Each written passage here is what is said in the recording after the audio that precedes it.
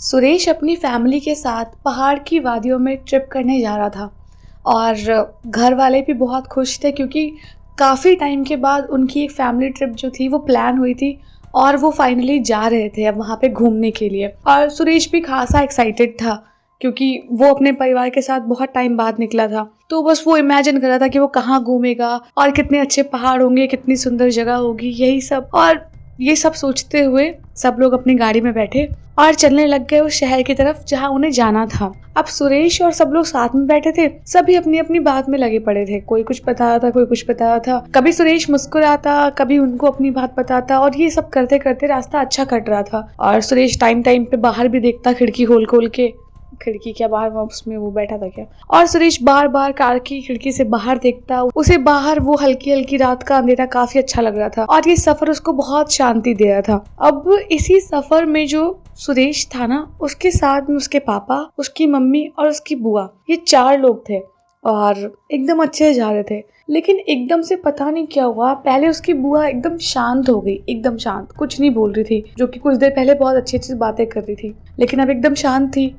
और जब उसके पापा ने पूछा सुरेश के कि क्या हुआ, तो उन्होंने कुछ जवाब नहीं दिया और कोई बातचीत ना करके वो एकदम ऐसा सर पकड़ के अपना बैठ गई। तो जब सुरेश की मम्मी ने देखा और ऐसे वो बैठी हुई थी, अब उन्होंने कुछ बताने के लिए मुंह खोला, लेकिन उतने में उन्हें एकदम वोमिट सा फील हुआ और वो कंट्रोल नहीं कर पाई, उन्होंने वोमिट कर दी कार में। और सुरेश की बुआ बाहर निकलकर अपने आप को संभालने लग गई और 2-3 बार उन्होंने और वोमिट किया। उनकी तबीयत काफी खराब सी लग रही थी। अब इन लोगों ने भी सोचा कि यार इतनी रात में अगर ऐसे सफर करेंगे तो कितनी प्रॉब्लम हो जाएगी और पता नहीं इनको कहीं कोई सीरियस दिक्कत हो जाए, इससे अच्छा है कहीं रुक के आराम कर लेते हैं। तो किस्मत से पास में ही एक होटल था। हालांकि वो बहुत अच्छा, बहुत बड़ा सा होटल नहीं था, बट वो रुकने लायक लग रहा था कि चलो रुक सकते हैं वहाँ पे। अब जब ये लोग अपनी कार साइड में पार्क करके उस होटल की तरफ आगे बढ़े, तो जैसे ही होटल के अंदर एंटर किया ना, उसके बाद में जो रिसेप्शन का टेबल होता है ना, वो एकदम खाली था। पास में कोई नहीं, ना चेयर पे सामने कोई बैठा। ऐसा लगा था जैसे कि सिर्फ यही लोग कस्टमर है वहाँ के और बाकी कोई है ही नहीं, वहाँ पे कोई नहीं था। अब एक आध बार सुरेश के पापा ने आवाज दी तो आंख मलता हुआ एक आदमी सामने आया और पूछने लगा, हाँ भाई साहब, कौन चाहिए?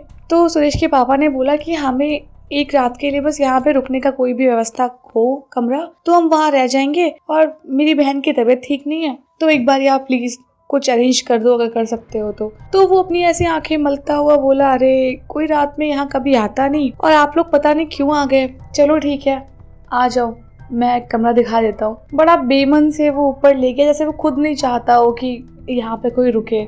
और वो बड़ा बेमन, जैसे कोई भी कस्टमर आता है तो कोई भी शॉपकीपर हो या कोई भी जो किसी बिजनेस को चलाता है वो बहुत खुश होता है ना, लेकिन वो उल्टा दुखी हुआ था और उसने बोला चलो ठीक है दिखा देता हूँ। अब जैसे ही जो रिसेप्शन वाला बंदा था इनको लेके ऊपर गया और ऐसी चाबी से गेट खोला रूम का और एक बड़ा सा रूम था, उसमें ऐसे 2-4 बिस्तर पड़े हुए थे और ऐसा लग रहा था जैसे वो रूम कम हॉल ज्यादा है कोई सा, लेकिन इनको सिर्फ एक रात रुकना था, कोई इतनी बड़ी बात नहीं थी। अब उसने चाबी इनको पकड़ाई और बोला कि ठीक है आप रुक जाओ, कोई सामान चाहिए होगा, कुछ होगा तो मुझे आवाज़ दे देना, मैं नीचे ही रहता हूँ।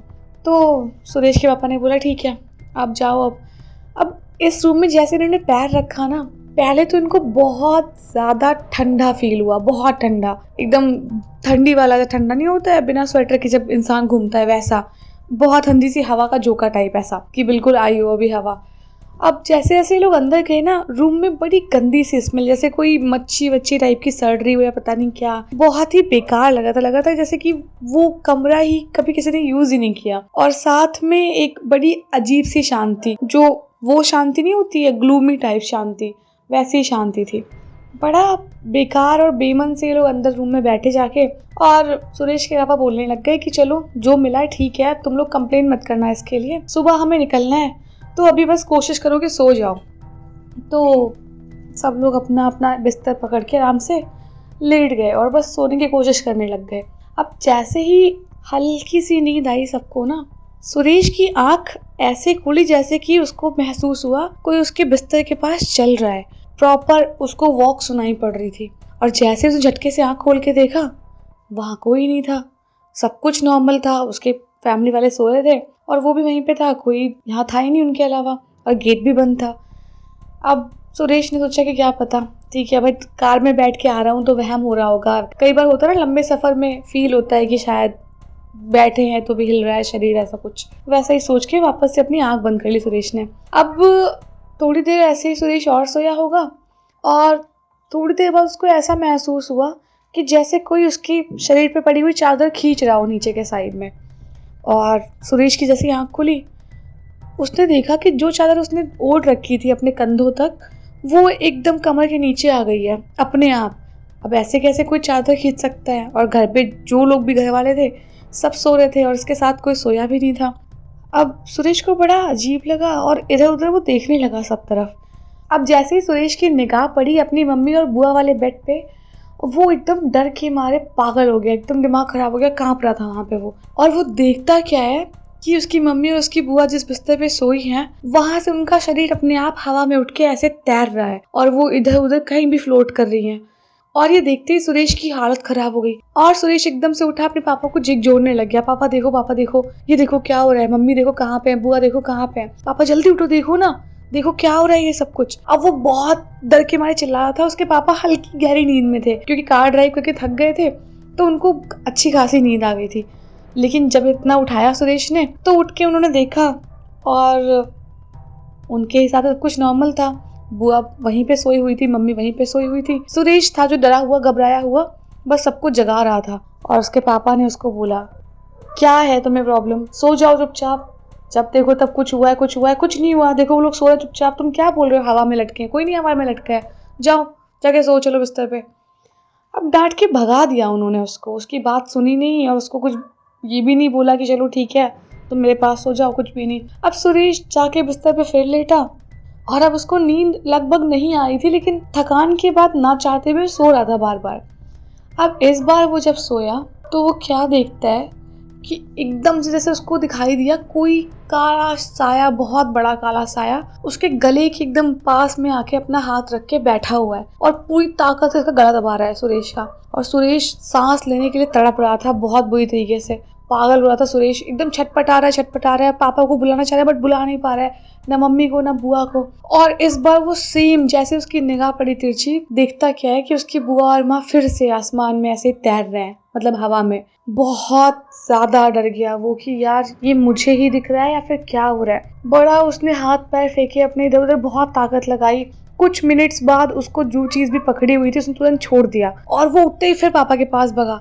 पापा देखो, पापा इस बार मैं झूठ नहीं बोल रहा, सच में वो हवा में तैर रहे हैं, पापा एक बार देखो, जल्दी से आंख खोलो, पापा देखो वरना नीचे आ जाएंगे वो, पापा देखो मेरा विश्वास करो, वो सच में हवा में तैर रहे हैं और अभी वो बंदा मेरा गला दबा रहा था, पापा यहाँ पे कोई है, हमें फटाफट चलना होगा, पापा चलो प्लीज यहाँ से, पापा चलो। अब इतना डर के मारे ना सुरेश ने सब कुछ बोला, उसके पापा ने ऐसे झटके में आंख खोली और इस बार उन्होंने भी देखा कि उनकी जो वाइफ थी और उसकी बहन दोनों हवा में ऐसे लटकी हुई थी और वो नींद में थी, वो बिल्कुल तैर रही थी जैसे उनको पता ही नहीं हो। अब सुरेश के पापा भी बहुत तेज से चिल्लाने लग गए, उसकी मम्मी को और उसकी बुआ को बुलाने लग गए कि वो लोग आंखें खोलें और देखें कि वो कहाँ पे टहल रही हैं, कहाँ तैर रही हैं हवा में। लेकिन वो दोनों आंखें खोलने को तैयार नहीं, ऐसा लगा जैसे किसी ने बेहोश कर दिया हो या किसी नशे में हो। उनको शायद आवाज सुनाई नहीं पड़ रही थी, कुछ पता नहीं, वो बस हवा में तैरे जा रही हैं और किसी भी वक्त नीचे गिर सकती थी। बहुत कोशिश की सुरेश के पापा ने जगाने की, लेकिन वो नहीं जगी और धड़ाम से आके उनकी बॉडी दोनों की नीचे बिस्तर पे गिरी,